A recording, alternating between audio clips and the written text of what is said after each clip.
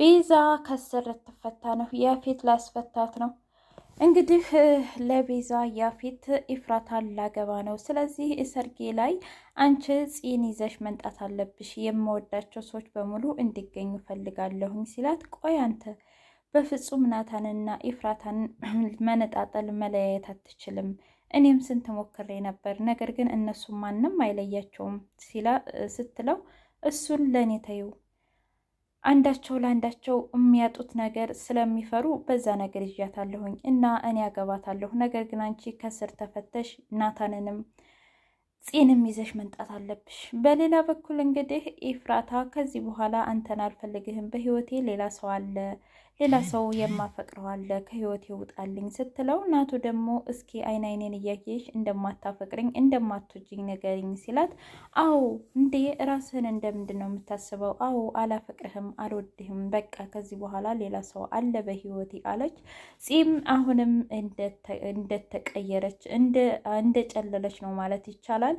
ኢፍራታ ላይ እንግዲህ አንቺን በጣም ነው የምጣላሽ፣ ሀብትና ንብረታችንን በአንቺ የተነሳ ነው ያጣ ነው። ስለዚህ ለወንድሜ አንቺ የምትገባ አይነት ሴት አይደለሽም።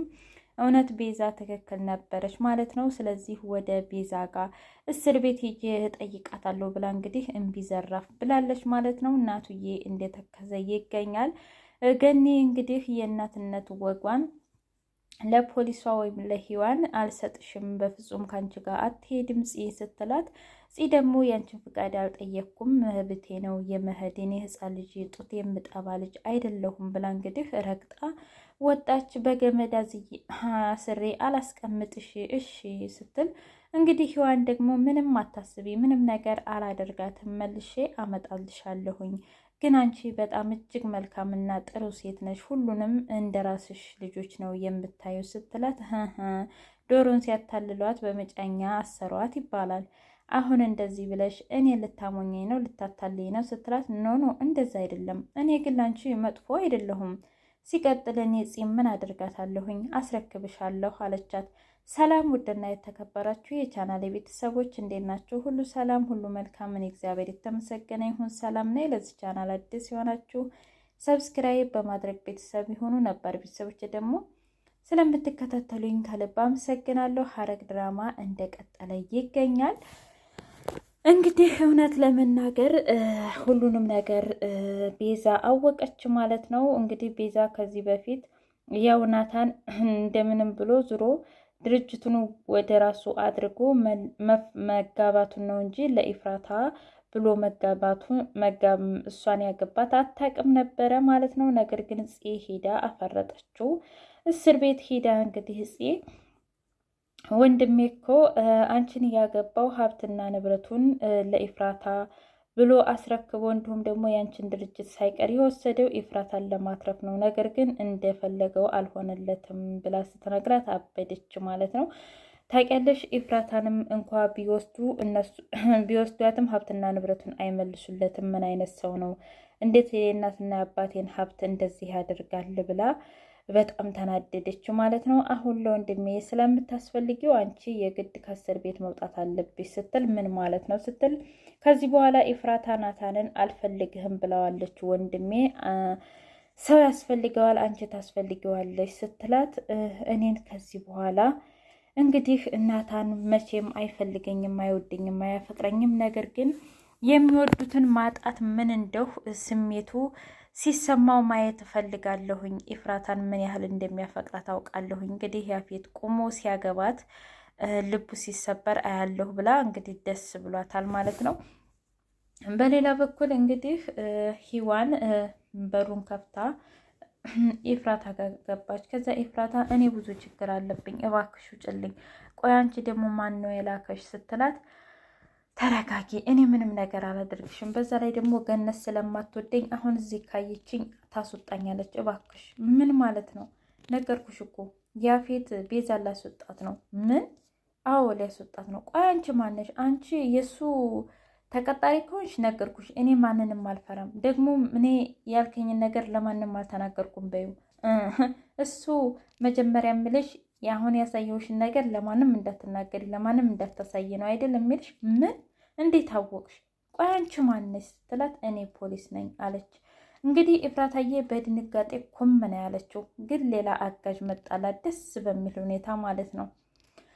ከዛም በኋላ እንግዲህ ጽ ደውላ ቢኒጋ ወንድሜ በጣም ተክዟል፣ ትክክል አይደለም። ስለዚህ የምደውልለት ሰው ስላጣሁ ወደ አንተ ጋር ደወልኩኝ እና ወንድሜን አሁን ታስፈልገዋለህ ስትለው ከዛ ምንም ችግር የለውም እንዴት እንደዚህ ታያለሽ? በጣም አመሰግናለሁ ስትለው እንዴት እንደዚህ ታያለሽ? ናታን እኮ ለእኔም ወንድሜ ነው ጓደኛዬም ነው፣ ለአንቺ ደግሞ ወንድምሽ ነው። ስለዚህ እሱ ሲያዝንና ሲተክዝ ማየት አልፈልግም ብሎ እንግዲህ ቢኒዬ እየሄደ ከዛ ናታን ደግሞ ቁጭ ብሎ ያስባል ማለት ነው። እንዴ ቆይ አንተ ሰው ምን ሆነ ነው?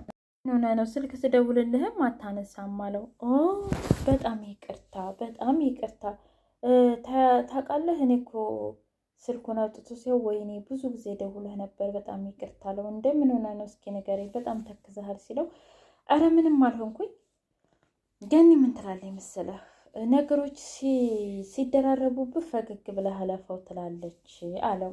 ከዛ ኤፍራታ ጋር ያሰለፈውን ነገር በሙሉ እያስታወሰ ነበር። አይ ለማንኛውም ተረጋጋና ሁሉንም ነገር ትነግረኛለህ እያለ እንግዲህ ቢኒያም ሊያጽናናው ሞከረ ማለት ነው። ያፌት ደግሞ እስር ቤት ሄዶ እንግዲህ ቤዛን ከእስር ቤት አስፈታሻለሁኝ አላት ማለት ነው። ምን ልታደርግ መጣህ? ማዘኔን እንዲሁም ደግሞ መጥቆሬን ከሆነ አየው ጠቁር ያለሁኝ እንኳን ደስ ያለህ፣ በጣም ከስቻለሁ፣ እንኳን ደስ ያለህ፣ ያሰብከው ሁሉ ተሳክቶልሃል ስትለው አይ አሁን እኔ ለሱ አይደለም የመጣሁት በቅርቡ ስለማገባ ከሳምንት በኋላ እንድትመጭ ስለምፈልግ ነው። ምን? አዎ ማንን? ኢፍራታን። እንዴ አረ ኢፍራታ በፍጹም ላንተ እሺ የምትል ሴት አይደለችም። በፍጹም አንተን እሺ አትልህም።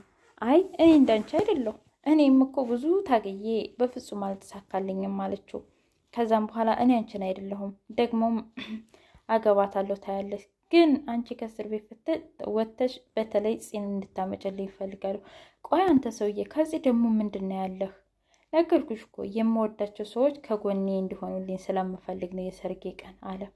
ግን ደግሞ ናታንንም ይዘሹ ነይ እሱም ይጨመር ብሎ እንግዲህ ናታንን ሳይቀር ጠርቷል ማለት ነው። ከዛም በኋላ ቤዛና ፂ እንግዲህ እስር ቤት ሄደው ተገናኙ። ወንድሜ አሁን ታስፈልገዋለች፣ ስለዚህ የግድ ከእስር ቤት መውጣት አለብኝ ስትላት ምን ተፈጥሮ ነው ስትላት የተፈጠረው ነገር ናታንና ኤፍራታ ተለያይተዋል እና በኤፍራታ በኩል ትክክል ነበረች። ሀብት ንብረታችን በሙሉ ኤፍራታን ለማዳን ሲል ነበረ እየወደም ነው። ስለዚህ እንዴት እናትና አባቴ ስንት ለፍተው ጥረው ግረው እዚህ ያደረሱትን ሀብትና ንብረት ለኤፍራታ ብሎ እንደዚህ ያደረገ። ስለዚህ ለወንድሜ አንቺ ታስፈልገዋለሽ፣ እሷ ደግሞ ሌላ የማፈቅረው ሰው አለ ብላለች ስትል እንዴ ቆይ። ከዛ ሔዋንም ደነገጠች። ምን አለች? አዎ አለች። ከዛም በኋላ እንግዲህ ቤዛ ወይኔ ጉዴ ትክክል ነው ማለት ነው አለች። ምንድን ነው ትክክሉ አለቻት። ኤፍራታ እውነት ልታገባ ነው? በጣም ደነገጠች። ይሄ ልጅማ እውነቱን ነው ማለት ነው። እንግዲህ ሉሊት ደግሞ ሾከክ እያለች ከደረጃው ላይ እየወረደች ነበር። ከዛ ገኔ ቆይ ምን ያንሾከክሻል አንቺ ሴትዮ አለቻት። ከማን ነው ግን የምትደበቂው አንቺ አለቻት። እኔ ከማንም አልተደበቁ ከማንም። ቆይ ደግሞ ከማንስ ስደበቃለሁ አለች። አይ አላማርሽኝም። እውነት ለመናገር ከሆነ ሰውማ እየተደበቅሽ ነው። አይ በፍጹም። ከዛ እንግዲህ ሉሊትዬ ነይ ቤ ምግብ ደግሞ ከበላሽ በኋላ አንድ ብቻችንን የማወራሽ ነገር አለኝ አለች። አይ እኔ ቢሆንም በቃ እኔ እንደውም ምግብ አልፈልግም አለች። ከዛ ኤፍራታን አናግርሻት አለቻት። አዎ አናግሪያት ነበር። እና ምን አለችሽ? ምንም አትል። ከዛም በኋላ ቢኒ እኔ በቃ ወደ ኤፍራታ ጋር ልሂድ፣ አንቺ እናንተ ብሎ ወደ ኤፍራታ ጋር ሄደ። ከዛ የኔ ፉዬ በቃ ዛሬማ በረድ ብሎልሻል እንዴት ታደርሽ ሲላት፣ ቆይ አዎ በርዱልኛል፣ ግን በርዱልኛል ማለት ደግሞ አወራለሁ ወይም ደግሞ ማውራት አልፈልግም ማለት አይደለም አለችው። ከዛም በኋላ ቆይ ግን የኔ ጨረቃ ከኔ ለመራቅ እየሞከርሽ ነው አላት። በገባህማ አዎ ከአንተ መራቅ ፈልጌያለሁኝ። ከዛ እንዴ በሰላም ነው? ምንድን ነው? ነገርኩህ እኮ ናታን፣ እኔ አንተን አላፈቅርህም፣ በቃ ፍቅርህ ወጥቶልኛል። ከዛ ናታን ደነገጠና እንደዚህ ከሆነ አይኖችን እያየሽ እንደማታፈቅሪ ንገሪኝ አላት።